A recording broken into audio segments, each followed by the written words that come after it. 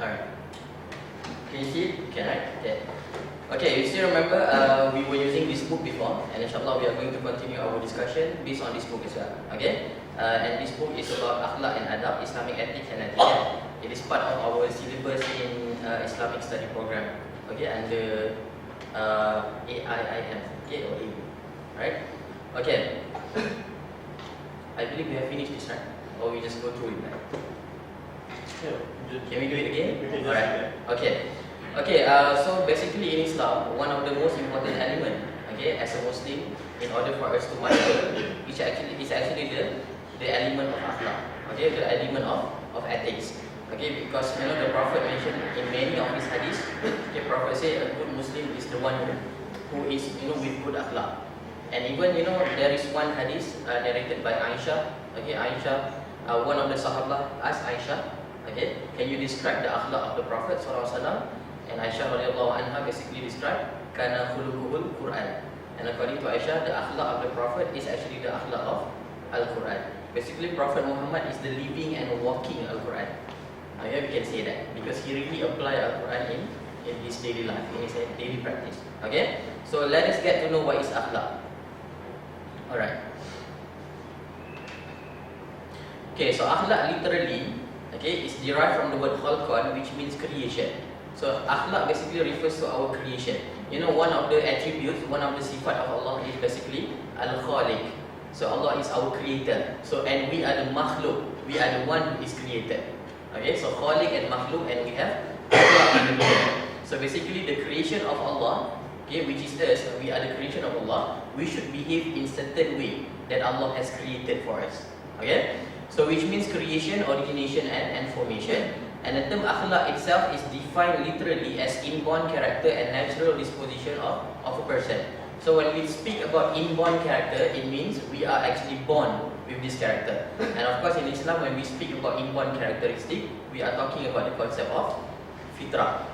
Okay, and our company, Brainy Bunch, our organization, we always preach the term fitrah. Okay, so what is fitrah? It is basically our inborn character or our inborn inclination. Okay, and if you read the books of Al-Ghazali, for example, or many other books, of our scholars, which speak about fitrah, our ulama mentioned that the fitrah of Muslim or the fitrah of human being, we are all good naturally. Okay, when we were born as babies, we intend to be good person. Okay, there is no inborn criminality in Islam. Okay, but of course when you learn Christianity, for example, the Christian believe that whenever a baby is born, the baby is born as someone who brings a sin, because they believe in the concept of original sin. Okay, the Adam and Eve ate the fruit, right? And we have that story in the Quran as well, but it doesn't go, the ending was different. Okay, but of course in Bible, the end was also different. Okay, they believe that they inherited the sin, so every baby is actually the bearer of sin of Adam and Eve. So they really believe in the inborn criminality. But in Islam, there is no such thing as baby born to be a criminal. We were always born to be good person. Okay, but later on, of course, our environment, our education, even the influence of parents and also the influence of our surrounding is going to shape our norms and values. Yeah. Alright. So in general, akhlaq is divided into two categories. We have good akhlaq, akhlaq al-mahmudah, and evil akhlaq. Okay, or bad akhlaq, akhlaq al-madmumah. Okay. So conceptually, the term akhlaq has a number of definitions by various scholars. But according to Imam Al-Ghazali, I just quoted from Imam Al-Ghazali here, it refers to an established state of the soul from which action proceeds easily without any need for prior thinking and deliberation. Okay, so there are 4 key points that we can understand. So let's see you one by one. So according to Imam Al-Ghazali, number 1 here, akhlaq depends on the nature and state of one's soul. This is very interesting. Okay, someone who possesses good soul is considered as having good akhlaq, while the one whose soul is not good is considered as having bad akhlaq. There are many statements from the general statement from the public. One of the most popular statement people say, I might seem to be a bad person outside, but actually I'm good inside. Have you heard that? That is totally rejected in Islam. Because in Islam, if you are good inside, the goodness will be projected outside. So that's why Imam Al-Ghazali said, if your soul is good, then your akhlaq will be good as well. Your outer action, your physical appearance, everything will be good. Many people in our society, we misuse the word judgment.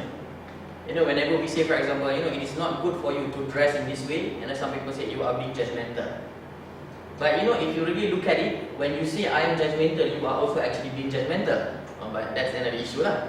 Yeah. But when we say someone is having bad akhlak, okay, it is not because we want to judge them, but it is actually we can see from their appearance. Okay, that's why if you learn fiqh, for example, fiqh in Islam, there is one method of giving hukum.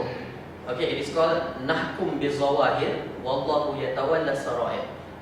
Nahkum bizawahir means whenever we judge something, we judge based on zahir, based on the physical appearance that we can see. Okay, but the inside, of course, only Allah knows that. So if someone is using, for example, short skirt without even covering the aurat, and whenever you say you are doing something wrong, and then that people say you are being judgmental, that's totally wrong, because we judge based on the physical appearance, the outer appearance, zawahir. But of course, whether he's bad or not, of course, the sarair, the secrets inside, is only known to Allah. Okay, so do not misuse the word judgmental. Okay, alright. Okay, so in sum, the nature and the status of akhlaq is to be determined by the nature and the state of one's soul, which also will bring to another understanding. If you want to have good akhlaq, you should train your soul to be good. Because according to Al-Ghazali, if your soul is good, then akhlaq will be good. Therefore, you train the soul to be good, and insyaAllah akhlaq will be good as well. Okay, which will bring to another question, how to train our soul. That will be covered later. Yeah, insyaAllah. Alright. And number 2, the state of soul, either good or bad, must be well established and strong. And this occurs as the consequent and constant training of the soul. Okay. Not just your soul must be good, but your soul must be well established and strong as well. Okay? Remember in Islam, when we speak about strength, about power, kekuatan does not only refer to our physical strength, but it also refers to our spiritual and of course the intellectual strength. Okay? A lot of people, they go to gym, right? They lift up the dumbbell, and they are very strong. Okay? They can lift, for example, 90 kg of dumbbell. Okay? But whenever they heard azan subuh in the morning, they cannot even remove their blanket, which is less than 1 kilogram. So that's the difference between the strength of physique and the strength of the spirit. Some people, whenever you ask them, how do you perform tahajud? People say, tahajud is very easy for me, I do it every day. But some people, tahajud is like so difficult for them. So what's the difference? It's the strength of the soul. Only that. If the soul is strong, then it will be easy. If the soul is not strong, then it's not easy. Okay? The same thing with halawatul iman. Have you heard the word halawatul iman? We call it the sweetness of iman, kemanisan iman.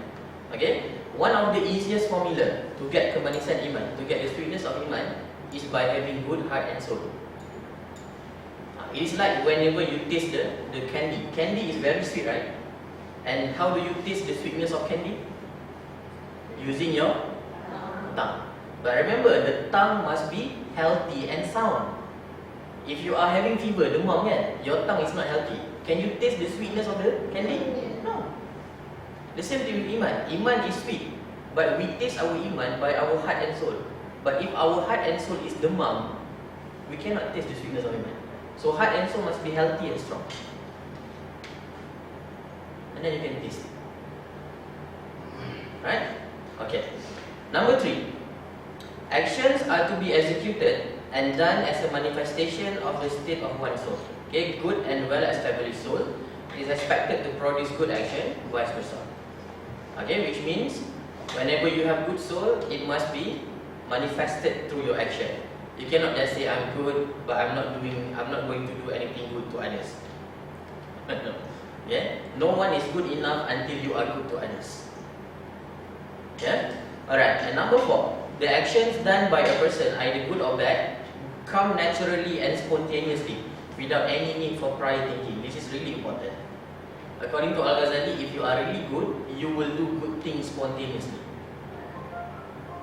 You don't need people to ask you to actually do it. You will do it spontaneously.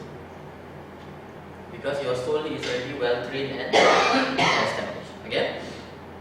Okay, and the term akhlaq in the Quran, in its plural form, khuluq, appears in Quranic verse. For example, and you Muhammad are on exalted standard of character. Okay, you can read this in the Quran. And so in conclusion, akhlaq refers to the state of the soul. See, I like that word, I hold that word. That determines human action. It is considered as internal and hidden state of the soul, while action is its outward manifestation. In addition, the term akhlaq is closely related to the word khaliq, the creator, and makhluk, the creature. Therefore, akhlaq assumes a good relationship between the creator and the creatures, and between the creatures and the creatures. Okay? That's why in Islam we have two types of relationship. Then we have the horizontal and the vertical. You learn the graph in mathematics. The x and y. Which one is y? Y and x. Or y and x. Okay. This one, the horizontal, is between you and Allah. Hablu min Allah. The relationship between you and Allah, and this one is between you and others. Yeah, hablu min Allah and hablu min nas. So both of this relationship must be good. You cannot say you have good akhlaq only with salat, but you treat the people beside you as your enemy. At the same time, you cannot say you are good, you have good akhlaq when you treat others good, but you don't treat Allah good. So it must be balanced. Yeah, you take care of your salat, take care of your religious responsibility or obligation. At the same time, fulfill your obligation and responsibility towards others. Yeah. Alright. Any question so far? No. Okay. In English, the word ethics is used to denote the meaning of character or behavior of a person. It is defined as a system of moral principles, rules of conduct, or science that deal with moral. In other words, ethics is the study of right and wrong in human conduct. This is very, very important in our life. You know, one of the biggest questions of human being is how to determine something good and something bad. If I ask you, what is good and bad? Some of you will answer, good means something which is beneficial. It will lead to another question. Beneficial for whom? Is it for you, for others, or for everybody? It must be not harmful. Not harmful for whom? So these are the questions that always, bouncing around our mind. And of course, when you study the science of ethics, you can find a lot of perspective or ideology in the West. You know, the Western people, they created many ideology: communism, capitalism, what else? Fascism, a lot, secularism, all the isms. You know, why did they create this? One of the reasons, because they want to answer which one is good, which one is bad.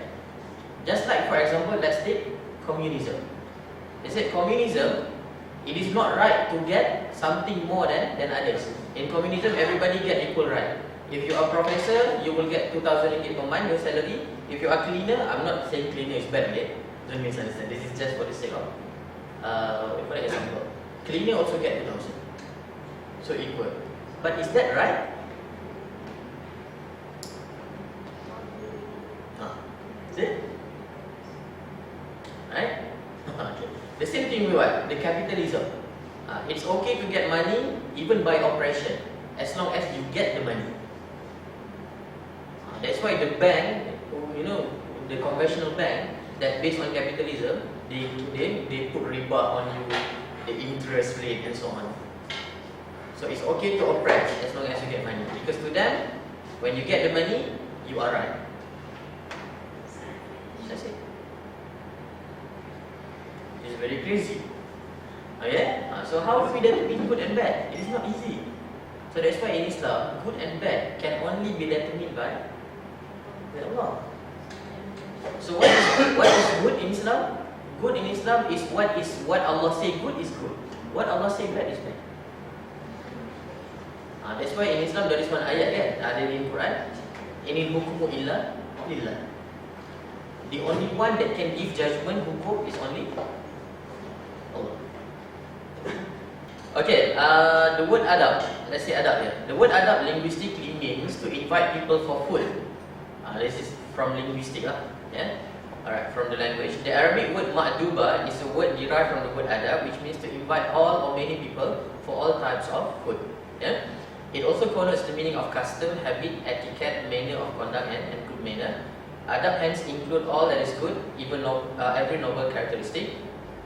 Habit or trait that is included within the scope of adab. Adab is natural. It is not taught or learned, but it is naturally developed. A good character, akhlaq, hence beget good action or manner adab. Okay, adab is more like the action. Akhlaq is actually the theoretical foundation of that adab. Yeah. Whereas a bad character yields bad action, the Prophet has said, "My Lord has taught me good manners and He mannered me well." Okay, this is actually one of the doa that you should do lah. Yeah, adibani Rabbi fa ahsin ta'dibi. Yeah, this is one of the Prophet's doa in the Quran. Yeah, alright. Okay, the source of Islamic ethics. So our source, the masdar, we call it the sumber of akhlak in Islam, is not based on someone's word. It's not based on someone's perspective. It must number one be based on the Quran. That's like I mentioned just now. Yeah. So Al-Quran is the holy book revealed by Allah to His Messenger Muhammad Sallallahu Alaihi Wasallam. It is the primary divine source of Islam, which contains the commandment and prohibition of the Creator to be implemented in the life of human. Yeah? There are many ayat in the Quran which dealing about good and bad. Okay? For example, when Allah used the prohibition expression, so it means you shouldn't do it. So that represents the bad akhlak. Okay? For example, the most famous ayat, wala taqrabu zina. Okay, do not even approach zina, which means zina is bad akhlak. Yeah, alright. And the Quran is the most significant source bestowed by Allah for the human being to be referred to pertaining to human conduct. There are some elements in the Holy Quran which serve as fundamental principle and concept of ethics and morality in Islam. Okay, number one, the nature of right and wrong. Good and bad, moral and immoral. Okay. To describe the nature of right and wrong as the most important essence of akhlaq, the Holy Quran used various expressions to signify the concept of moral and religious goodness. If you don't understand, please tell me again. I will repeat and explain. Okay. The terms such as al-khair. Whenever Al-Quran uses the word al-khair, which means goodness, it refers to good action. Yeah? Whenever Al-Quran uses the word al-bir, which means righteousness, it also refers to good akhlak. Whenever Al-Quran uses the word al-qis or iqsad, it means equality, which is also good. Whenever Al-Quran uses the word al-adlu or al-adala, it refers to justice. Whenever Al-Quran uses the word al-haq, it refers to truth and right. Al-ma'ruf, known and approved, or at-taqwa, the piety. So these are among the words that Al-Quran uses in order to show the good example of good action. Yeah? So are employed by the Quran to indicate the rank and religious moral status. Pious action are normally referred to as salihah. So we have amal salih or al-a'mal as salihah. Yeah? And evil and sinful action are normally referred to as sayyi'ah. Yeah? Which means the bad action. Okay? For example, in the Quran, Allah said, A'udzubillahi minasyaitonir rajim, qaulun ma'rufun wa maghfiratun khairun min sadaqatin yatba'uha adha wallahu ghaniyyun halim. So you can see the word ma'ruf, you can see the word khair. Okay? So Allah said kind speech and forgiveness are better than charity followed by injury. What is injury? So Allah mention in the Quran, perkataan yang baik dan memberi kemaafan adalah lebih bagus daripada derma charity yang telah dicacatkan. So how to injure our charity? When you give charity and you show off. Yeah? Alright. So Allah said, Wallahu ghaniyyun halim. And Allah is free of need. Ghani. Allah maha kaya. So in other words, Allah doesn't need your charity. Yeah? And forbearing. Halim. Yeah? And another ayah, A'udzubillahi minasyaitonir rajim, wal takum minkum ummatun yad'una ilal khair, you see the word khair, ya'muruna bil ma'ruf wa yanhauna 'anil munkar wa ulaika humul muflihun. Allah says, And let there be arising from you a nation inviting to all that is good, okay, and joining what is right and forbidding what is wrong, and those will be the successful. So people ask question, how do I be successful in my life? So this is one of the formula that Al-Quran gives. If you want to achieve success in your life, what you should do, number one, you should invite people to do good. When you see goodness, and there is one good thing, for example charity. So you invite people, please give charity, you will get reward. And then you what? Forbid what is wrong. When you say a wrong thing, you say it. You forbid. Yeah? And Allah guarantee that you will be successful. Okay? Alright. And number 3, A'udzubillahi minasyaitonirrajim. Ya ayyuhalladzina amanu ruk'u wasjudu wa'budu rabbakum waf'alul khair la'allakum tuflihun. This is another formula to be successful. Okay, Allah said, "O you who believe, bow and prostrate and worship your Lord and do good that you may succeed."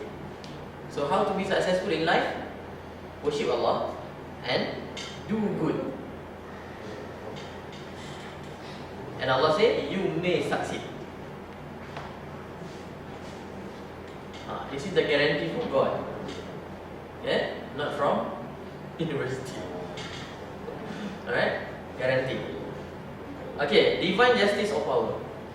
I shouldn't say university, maybe you can cut it. Remember, our keyword here is justice. Okay, let me ask you, what is the meaning of justice? Apa itu keadilan? It's not easy, right?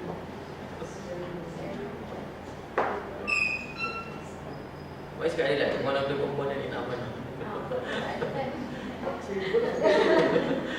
What is justice?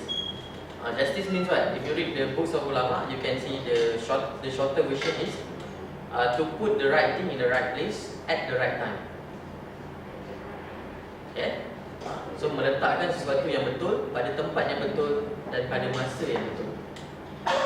Yeah? Alright, that's justice. Justice is not equality, right? I remember last week I was actually having some sort of discussion with two women actually. With one woman about polygamy. Yeah, and I said equality is not justice. Because he said, no, Ustaz, my husband is, love that person more and love me less. My husband spend, more days to the first one, not the second one. I said why? Because the first one is pregnant, so that's justice. Because the one who is pregnant needs more attention than the one who is not pregnant. Because justice is not equality, it's to put the right thing in the right place at the right time. That's one example lah. Okay, but we're not going to talk about that right now. Okay, please, we're not going to talk about that. Okay, I just want to ask you what is the meaning of justice. Okay, only that. Okay, so the same thing with what? Let's say for example, if I have, for example, I have 100 ringgit. Okay, and we have 100 people in the class. Okay, so when we speak about equality, I should give 1 ringgit to everybody, right? But that's not justice. Because maybe some of you have even more than 100 ringgit. So you don't need that 1 ringgit. So if I give it to you, it is not just. So I give to only person, those who need that money.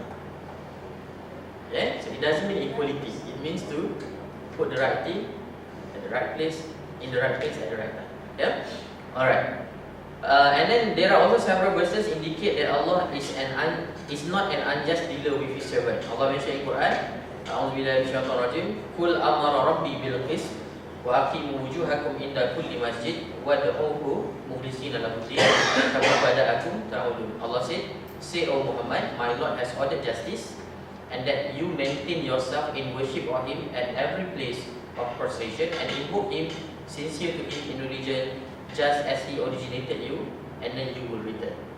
If you really comprehend this ayat, you will really change your life. Yeah? Because Allah mentioned here to Prophet Muhammad, O Muhammad, you must maintain justice to yourself and also to your God. Okay? And how to do that? Allah says, wa aqimu wujuhakum inda kulli masjid. Allah said you must always worship Allah, number one, and you must invoke Him. You know what is invoke? You make doa to Allah. Yeah? And then you must be sincere to Him. So there are three elements how to do justice. Number one, worship Allah, make doa only to Allah, ask only from Allah, and you do what? Last one, sincere. Yeah? Alright. And the next ayat, وَأَمَّا الَّذِينَ آمَنُوا وَعَمِلُوا الصَّالِحَاتِ فَيُوَفِّيهِمْ أُجُورَهُمْ وَاللَّهُ لَا يُحِبُّ الظَّالِمِينَ. The opposite of justice, al-adil, is az-zalim or az-zulum. Yeah, so Allah mentioned, but as for those who believe and did righteous deed, He will give them in full their rewards, and Allah does not like the unjust.